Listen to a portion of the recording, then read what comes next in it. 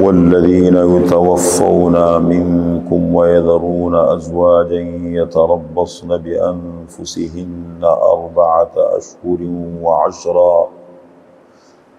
فإذا بلغن أجلهن فلا جناح عليكم فيما فعلن في أنفسهن بالمعروف والله بما تعملون خبير والذین یتوفون منکم، اور وہ لوگ جن کو وفات دی جاتی ہے تم میں سے، وَيَذَرُونَ أَزْوَاجًا، اور چھوڑ جاتے ہیں بیویاں، يَتَرَبَّصْنَ بِأَنفُسِهِنَّ، انتظار میں رکھیں وہ بیویاں اپنے آپ کو 4 اشہر و10، 4 مہینے اور 10 دن، فَإِذَا بَلَغْنَ أَجَلَهُنَّ، جب پوری کر چکے اپنی عدت، پس جب پہنچ جائے اپنی عدت کو، فَلَا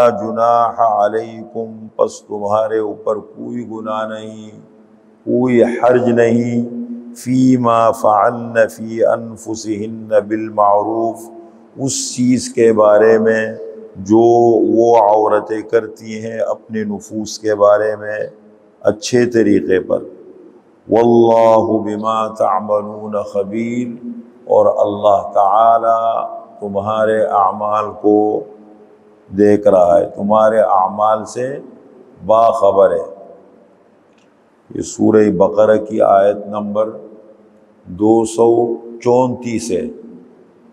طلاق کے مسائل ذکر ہو رہے ہیں۔ کل رضاعت کا مسئلہ آپ کے سامنے ذکر ہوا، دودھ پینے پلانے کا مسئلہ، اس کو کہتے ہیں مسئلہ رضاعت۔ آج ذکر ہے عدت وفات کا۔ عدت وفات، 2 قسم کی عدتیں عورت گزارتی ہے، ایک ہے عدت طلاق اور ایک ہے عدت وفات۔ اگر کسی خاتون کو طلاق ہو جائے تو اس کو جو عدت وہ گزارے گی اس کو عدت طلاق کہتے ہیں۔ 3 عدتیں ہیں الگ الگ۔ اگر پیٹ میں بچہ ہے تو اس کی عدت بنے گی وضع حمل، اور اگر پیٹ میں بچہ نہیں ہے، ماہواری آتی ہے اس کو، تو اس کی عدت ہے 3 ماہواری، اور اگر اس کو ماہواری نہیں آتی ہے تو اس کی عدت ہے 3 مہینے۔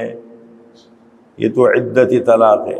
عدت وفات، کسی خاتون کے شوہر کا انتقال ہو جائے تو اس کی 2 عدتیں قرآن کریم نے ذکر کی ہے۔ ایک یہاں پر آیت نمبر 234 میں کہ اگر انتقال ہو گیا اور پیٹ میں بچہ نہیں ہے تو اس کی عدت ہے 4 مہینے 10 دن، اس کا ذکر اللہ تعالیٰ نے یہاں فرمایا ہے۔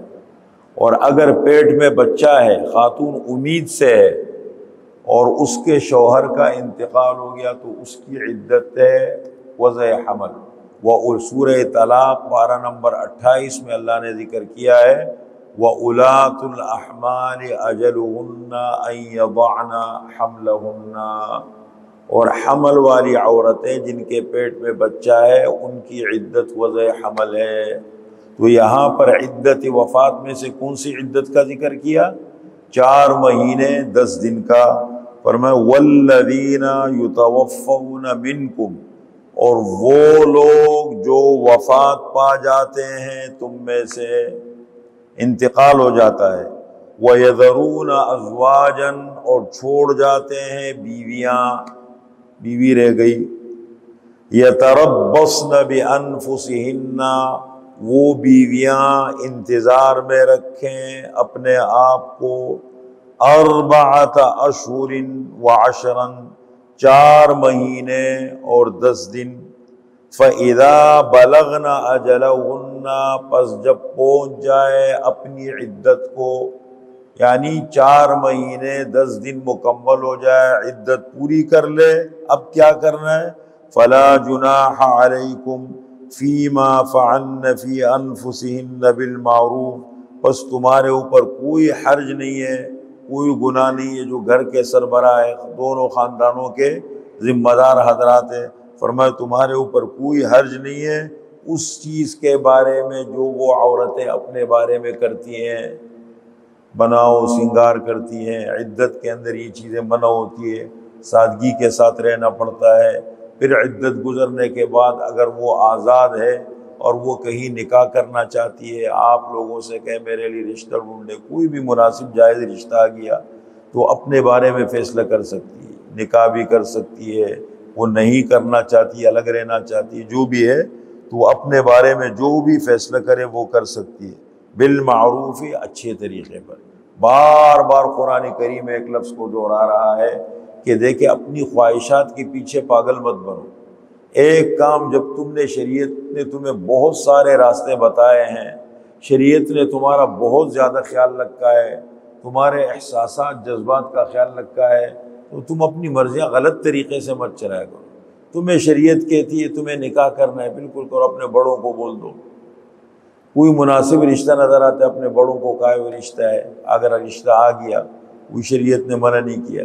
اپنی سیٹنگیں اس طریقے سے اکیلے میں بنانا، گھر کے افراد کو کراس کرنا منع نہیں ہے، لیکن ایک طریقہ ہوتا ہے، اور میں وہ طریقہ اختیار کرو جو تمہارے حق میں بہتر ہو، بالمعروف، اچھے طریقے پر۔ واللہ بما تعملون خبیر، اور اللہ تعالی اس چیز پر جو تم عمل کرتے ہو خبردار ہے، باخبر ہے، تمہارے اعمال کے بارے میں، تمہارے کاموں کے بارے میں اللہ تعالی باخبر ہے، سب اللہ کے علم میں۔